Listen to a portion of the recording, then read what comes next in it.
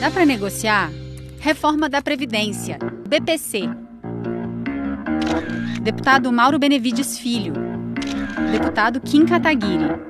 A reforma como está agora, ela não tem condição de ser aprovada porque vai afetar os mais pobres, os menos favorecidos. Porque hoje a regra é média atualizada das 80% maiores contribuições, isso em função de que no início do mercado de trabalho você ainda tem contribuições muito baixas.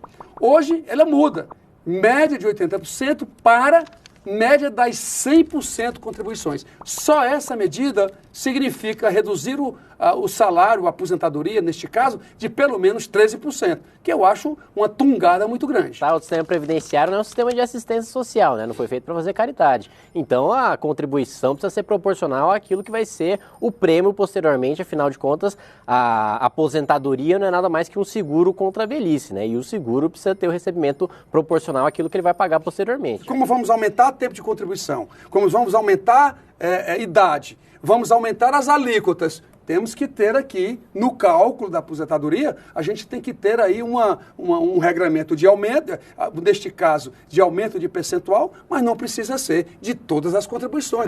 Mas na maior parte dos países do mundo, principalmente os desenvolvidos, é até mais grave, até mais duro do que está sendo proposto pelo governo, né? Porque aqui ainda se fala de uma média de tudo que foi contribuído pelo cidadão para que no final haja até a possibilidade de você se aposentar com 100% dessa média. No mundo, quando bate 60% é muito. No Japão é 30%, né? Você conta muito mais com a poupança que o cidadão faz, que infelizmente a gente não tem essa cultura no Brasil, do que com a aposentadoria em si.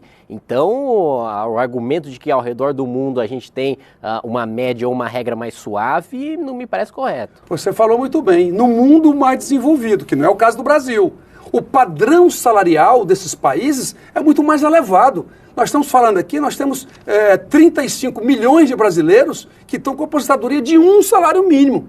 Ainda tem a maior atrocidade do que é mexer no BPC.